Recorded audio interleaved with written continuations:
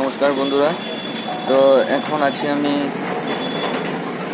New Jalpaiguri বাস স্ট্যান্ডের কাছাকাছি। এখানে রাত্রে ছিলাম, আর কালকে রাত্রে আর ভিডিও করা হয়নি, ভীষণ গরম।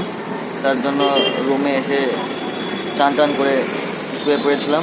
তো এখন আমরা বেরিয়ে পড়ছি, আবার যাবো এখন দার্জিলিং বাস স্ট্যান্ড।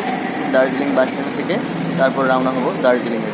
105 টাকার টিকিট করে আমরা বাস দিয়ে এখন চললাম দার্জিলিং।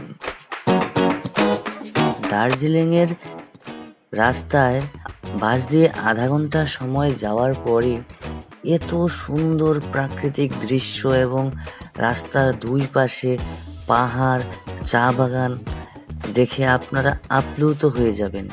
এত সুন্দর পাহাড়ের একা বেঁকা রাস্তা দিয়ে যেতে খুবই ভালো লাগবে। এই 3 ঘন্টার সময় যে আপনাদের কিভাবে পার হয়ে যায় বুঝতেও পারবেন না।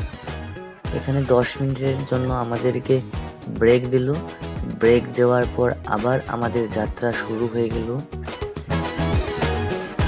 দার্জিলিংকে আসলে পাহাড়ের রানী এমনিতেই বলা হয় না,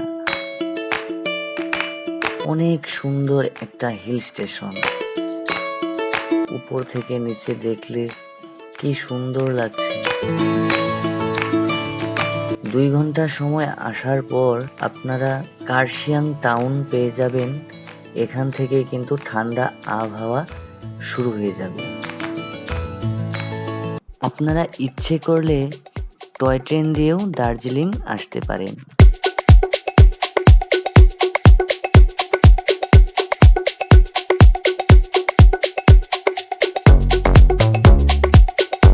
অবশেষে আমরা দার্জিলিং পৌঁছে গেলাম। দেখতে পাচ্ছেন, আগামীকাল আপনাদেরকে সবকিছু আমরা ঘুরে দেখাবো।